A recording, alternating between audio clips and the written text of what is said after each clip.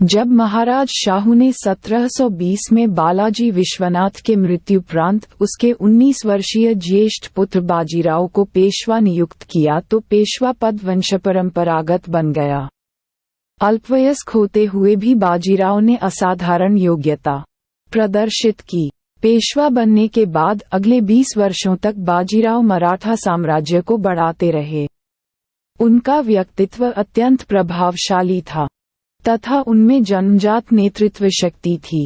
अपने अद्भुत रणकौशल, अदम्य साहस और अपूर्व संलग्नता से तथा प्रतिभा संपन्न अनुज श्रीमान चिमाजी साहिब अप्पा के सहयोग द्वारा शीघ्र ही उसने मराठा साम्राज्य को भारत में सर्वशक्तिमान बना दिया। इसके लिए उन्हें अपने दुश्मनों से लगातार लड़ाइयां करना पड़ी। अपनी वीरता, अपनी नेतृत्व क्षमता व युद्ध कौशल योजना द्वारा यह महान वीर हर लड़ाई को जीतता गया। शिवाजी महाराज की तरह वह बहुत ही कुशल घुड़सवार थे। घोड़े पर बैठे बैठे भाला चलाना, बनेठी घुमाना, बंदूक चलाना उनके बाएं हाथ का खेल था। घोड़े पर बैठकर श्रीमंत बाजीराव के भाले की फेंक इतनी जबरदस्त होती थी कि सामने वाला घुड़सवार अपने घोड़े सहित घायल हो जाता था। इस समय भारत की जनता मुगलों के साथ साथ अंग्रेजों व पुर्तगालियों के अत्याचारों से त्रस्त हो चुकी थी। ये भारत के देवस्थान तोड़ते, जबरन पंथ परिवर्तन करते, महिलाओं व बच्चों को मारते व भयंकर शोषण करते थे। ऐसे में श्रीमंत बाजीराव पेशवा ने उत्तर भारत से लेकर दक्षिण भारत तक ऐसी विजय पताका फहराई कि चारों ओर उनके नाम का डंका बजने लगा। लोग उन्हें शिवाजी का अवतार मानने लगे। बाजीराव पेशवा में शिवाजी महाराज जैसी ही वीरता व पराक्रम था तो एक अपवाद छोड़कर लगभग वैसा ही उच्च चरित्र भी था। 1724 में शकरखेडला में पेशवा ने मुबारिज़ खां को परास्त किया। मालवा तथा कर्नाटक पर प्रभुत्व स्थापित किया। पालखेड़ में महाराष्ट्र के परम शत्रु निजामुल मुल्क को पराजित कर 1728 में उससे चौथ तथा सरदेशमुखी वसूली। फिर मालवा और बुंदेलखंड पर आक्रमण कर मुगल सेनानायक गिरधर बहादुर तथा दया बहादुर पर विजय प्राप्त की। तदनंतर मुहम्मद खां बंगश को परास्त किया। दभोई में त्रिम्बकराव को नतमस्तक कर उसने आंतरिक विरोध का दमन किया। सीधी आंग्रिया तथा पुर्तगालियों एवं अंग्रेजों को भी बुरी तरह विजित किया। दिल्ली का अभियान उनकी सैन्य शक्ति का चरमोत्कर्ष था। उसी वर्ष भोपाल में श्रीमंत बाजीराव पेशवा ने फिर से निजाम को पराजय दी। अतः 1739 में उन्होंने नासिरजंग पर विजय प्राप्त की।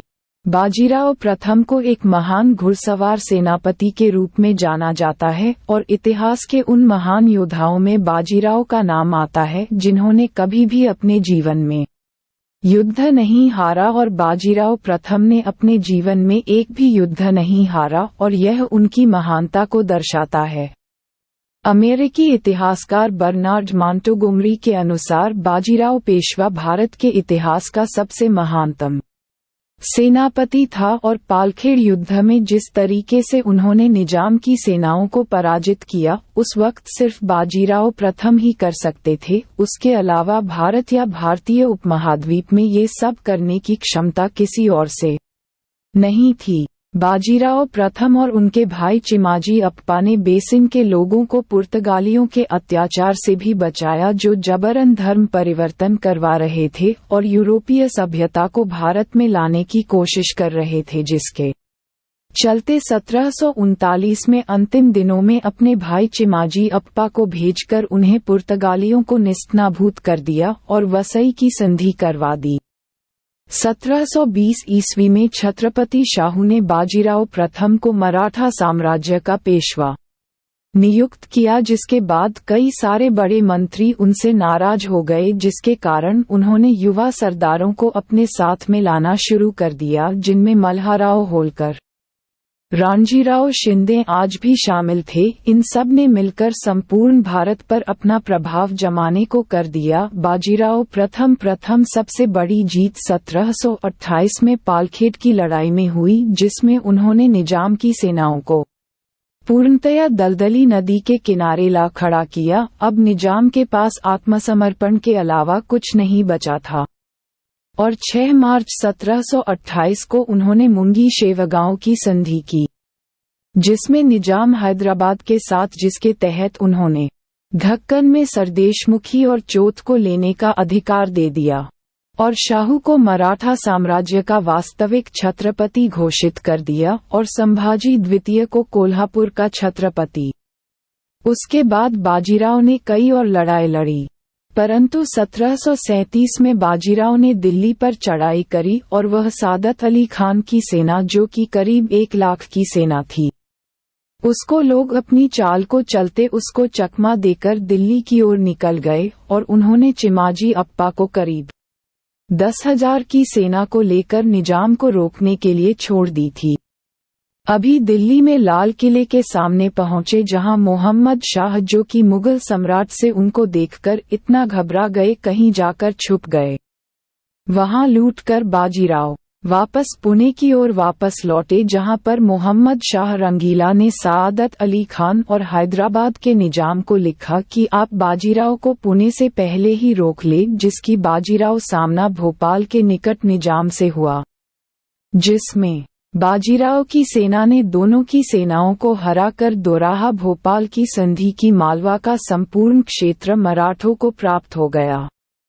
इससे मराठों का प्रभाव संपूर्ण भारत में स्थापित। बाजीराव ने 1730 में शनिवार वाड़ा पुणे में उसका निर्माण करवाया और पुणे देशों की राजधानी नियुक्ति की।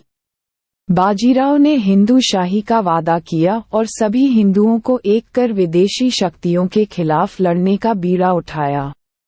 उन्होंने 1739 में अपने भाई की चिमाजी की सेनाओं पुर्तगालियों को बेसिन पराजित कर वसई की संधि कर ली, जिसके तहत पुर्तगालियों के अभद्रपूर्ण व्यवहार से भारतीय जनता को बाजीराव प्रथम ने बचा लिया। बाजीराव प्रथम बहुत ही महान और काबिल हिंदू योद्धा थे।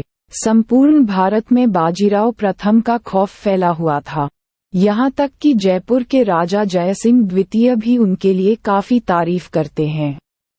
1731 में उन्होंने महाराजा छत्रसाल की बेटी से विवाह किया और बुंदेलखंड का 1/3 हिस्सा मराठा साम्राज्य में मिला लिया। उन्होंने मोहम्मद खान बंगस की सेना को पराजित कर महाराजा छत्रसाल को जय उसे बचा लिया और वापस उनका बुंदेलखंड राज्य को लौटा दिया। इसे प्रसन्न होकर उन्होंने अपनी पुत्री मस्तानी का विवाह बाजीराव से कर दिया।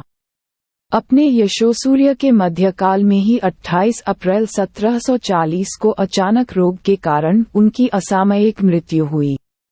मस्तानी नामक मुसलमान स्त्री से उनके संबंध के प्रति विरोध प्रदर्शन के कारण श्रीमंत साहिब के अंतिम दिन क्लेशमय बीते। उनके निरंतर अभियानों के परिणामस्वरूप निस्संदेह महाराष्ट्रीय शासन को अत्यधिक भार करना पड़ा। मराठा साम्राज्य सीमातीत विस्तृत होने के कारण असंगठित रह गया। मराठा संघ में व्यक्तिगत महत्वाकांक्षाएं प्रस्फुटित हुईं तथा मराठा सेनाएं विजित प्रदेशों में असंतुष्टिकारक प्रमाणित हुई। तथापि श्रीमंत बाजीराव पेशवा की लौह लेखनी ने निश्चय ही महाराष्ट्रीय इतिहास का गौरवपूर्ण परिच्छेद रचा। इतिहास तथा राजनीति के एक विद्वान सर रिचर्ड टेम्पल ने बाजीराव की महत्ता का यथार्थ अनुमान एक वाक्य समूह में किया है, जिससे उसका असीम उत्साह फूट फूट कर निकल रहा है। वह लिखता है, सवार के रूप में बाजीराव को कोई भी मात नहीं दे सकता था। युद्ध में वह सदैव अग्रगामी रहता था। यदि कार्य दुस्साध्य होता तो वह सदैव अग्निवर्षा का सामना करने को उत्सुक रहता। वह कभी थकता न था। उसे अपने सिपाहियों के साथ दुख सुख उठाने में बड़ा आनंद आता था। विरोधी मुसलमानों और राजनीतिक क्षितिज पर नवोदित यूरोपीय सत्ताओं के विरुद्ध राष्ट्रीय उद्योगों में सफलता प्राप्त करने की प्रेरणा उसे हिंदुओं के विश्वास और श्रद्धा में सदैव मिलती रही।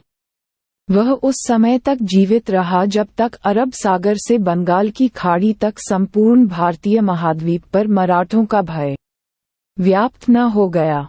उसकी मृत्यु डेरे में हुई। जिसमें वह अपने सिपाहियों के साथ आजीवन रहा। युद्धकर्ता पेशवा के रूप में तथा हिंदू शक्ति के अवतार के रूप में मराठे उसका स्मरण करते हैं।